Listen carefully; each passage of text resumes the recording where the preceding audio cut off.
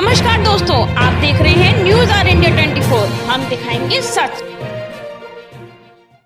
अलीगढ़ की central bank of India में धोखाधड़ी के शिकार पीड़ितों ने लगाई न्याय की गुहार।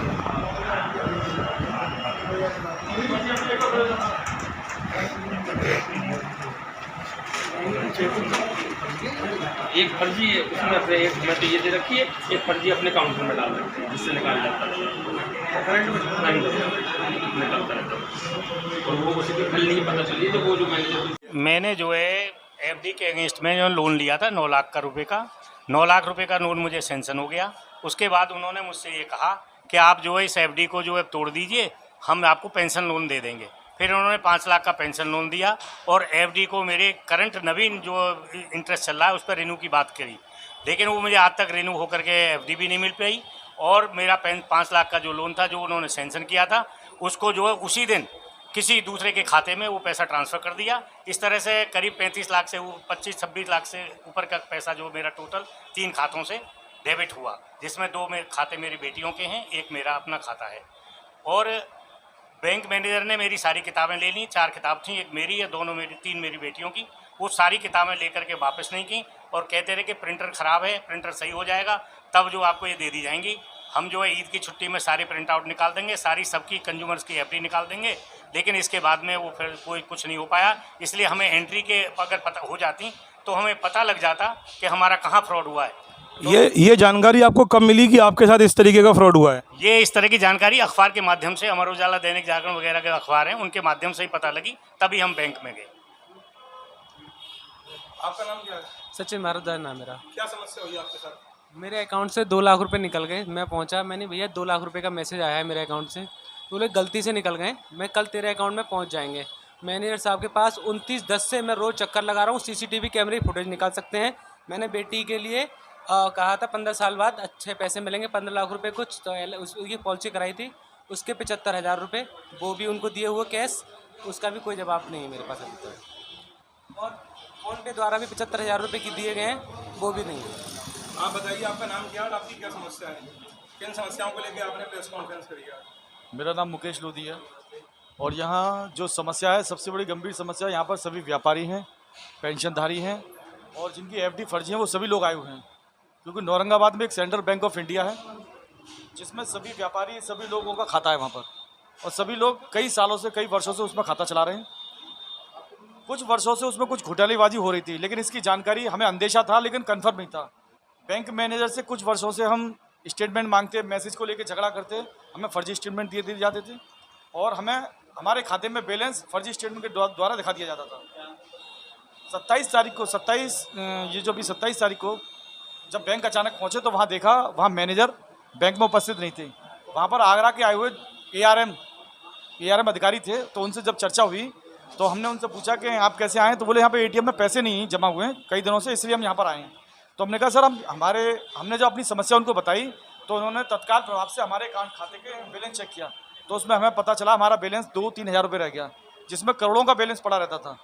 तो हम सब लोग व्यापारी इस बात से परेशान है कि अब हम व्यापार कैसे करें। ये अंदेशा आपको कब से था? आप कह रहे हैं अभी कि मुझे पहले अंदेशा था कि हमें वक्त पे स्टेटमेंट नहीं दिए जाते थे। अगर हमने आज स्टेटमेंट मांगा है तो हमें 1 महीने बाद स्टेटमेंट दे देते हैं जी। कभी कनेक्टिविटी का हवाला दे देते थे, लेकिन क्या है ना, व्यापारी के पास रोज़ समय नहीं होता बैंक जाने का। व्यापारी आज टाइम निकाल कर जाता है तो उसे आज कनेक्टिविटी का हवाला देकर टाल दिया तो व्यापारी फिर 10 दिन बाद जा पाता है, क्योंकि व्यापारी के पास समय बहुत रहता है, उसके पास समय का अभाव है काफ़ी।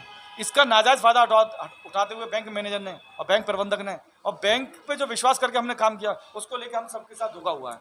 मुकेश जी, एक सौरभ गुप्ता द्वारा जो चिट्ठी प्राप्त हुई थी उसमें भी आपका नाम कहीं उसमें लिखा हुआ है, तो उसको आप कैसे लेते हैं कि ये नाम जो आपका लिखा हुआ है उससे आपकी छवि में क्या प्रभाव पड़ा है और उसमें कितनी सच्चाई है जो रुपये हटने वाली बात उसमें चिट्ठी में आई है? देखिए, जब मैं आपके घर में चोरी करूंगा तो जाहिर सी बात है कि अगर आपको फंसाना हो तो आपका नाम कहीं ना कहीं मैं विलिप्त करूंगा। तो इससे साफ जाहिर है, सबको दिख रहा है कि जो चोरी करके भागा है और जहाँ मेरा नाम ले रहा है, मैं सामने खड़ा हुआ हूँ, आए मेरे सामने फेस करे और मुझे बताए सबको सामने मैंने उसके साथ क्या किया है। और बैंक को भी दिख रहा है कि सबसे ज़्यादा जो घोटाला किया उसने हमारे खाते से किया है, और सबको पता है, बैंक के अधिकारी भी समझ गए कि इनके खाते में जो आती है 1 नंबर की एंट्री आती है। कभी हमारे खाते में जो विभाग से सारा पैसा आता है सब लोगों ने देख रखा है, इसलिए उसकी जो बात थी वो निराधार थी। वो विषय को घुमाना चाहता था, प्रशासन को गुमराह करना चाहता था, जिससे हम लोग घबरा कर बैंक न जाएं और सभी लोग अपने अपने घर शांति से बैठ जाएं। वो इसके साथ साथ सभी लोगों से पैसे भी लेकर के आए। उसमें 4 लोगों के नाम रखे थे उसने फेसबुक पे, तो उसने सभी से उधार पैसे भी लिए थे। लेकिन हम जब इतने बड़े व्यापारी हैं, व्यापार कर रहे हैं, बैंक के व्याप पे, मैनेजर के व्याप पे, मैनेजर का दे दो पैसे, मेरी जिम्मेदारी है। तो ऐसे पैसे कई लोगों ने 5 लाख, 10 लाख, 15 लाख दे के आज दे दूंगा कल, और ऐसा कई वर्षों चलता भी आ रहा था। लेकिन जब विश्वासघात किया सबके साथ। संडे के दिन में बैंक खोलते हैं ये लोग, संडे में भी बैंकों में मिलते हैं, दोपहर में 2-2, 3-3, 4-4 बजे तक बैठ के काम करते हैं। मुझसे भी पैसे संडे को ही लिए हैं उन्होंने। व्यापारी पे विश्वास जताने के लिए कि हम इतने अच्छे व्यापारी। आपकी क्या समस्या है? मेरी जो है, मेरा सेंट्रल बैंक में खाता था और जो है मैंने मैनेजर से कहा कि मैंने साहब हमारा इसमें खाता खुलवा दिए, जॉइंट खाता।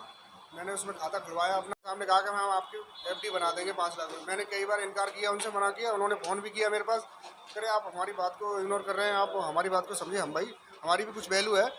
तो फिर हमने उनको जो है मैनेजर साहब को 5 लाख रुपये की FD के लिए पैसे दे दिए। तो हमने उनसे कहा था एक जॉइंट खाता खुलवाया था, उस जॉइंट खाते में हमने जो है कहा इस पैसे को FD, वो कह रहे थे इसको FD को तोड़ करके इस अकाउंट में डाल देंगे। वो FD जो है इस अकाउंट में उन्होंने जो हमें 5 लाख रुपए की रसीद हमको दे दी और 2000 रुपये का अकाउंट खुलवाने के लिए पैसे दिए हमने।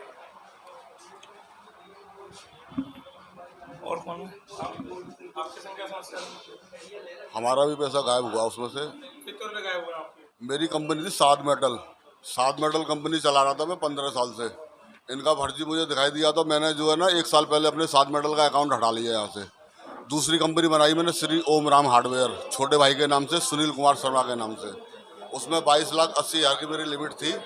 22,80,000 लिमिट मेरी सारी की सारी उसमें गायब है। आज मेरे पास स्टेटमेंट हाथ में आया है, तब मेरे को पता चल गया कि मेरे पैसे गायब हैं। जिस दिन ये लोग भागे उससे 1 दिन पहले 9.5 लाख रुपए मेरी सब्सिडी आई थी, उसमें से 8.5 लाख रुपए नकली साइन करके चेक पे और निकाल कर ले गए पैसे। स्टेटमेंट के बाद ही पता चला है हमको कि हमारे संग भी फ्रॉड हो गया। हरिओम है सर। हरिओम, क्या समस्या रही? मेरे साथ समस्या ये है सर, मैंने अपने ही अकाउंट से, ये मेरा ही अकाउंट है, मैंने अपने ही अकाउंट से अपनी फर्म में ये पैसे डाले हैं। ये 2.5 लाख, 3 लाख, 4, 4.5 लाख इसी बैंक में डाले हैं। और इसमें क्या है कि इन्होंने मेरे को ये नकली वो दे दी है, स्टेटमेंट नकली दे दी है, इसमें पैसा है ही नहीं। कभी भी अगर हमने मैसेज नहीं आता तो इस तरीके का हमें दे दिया जाता है। चिट्ठी में आपका भी नाम था सर फेसबुक?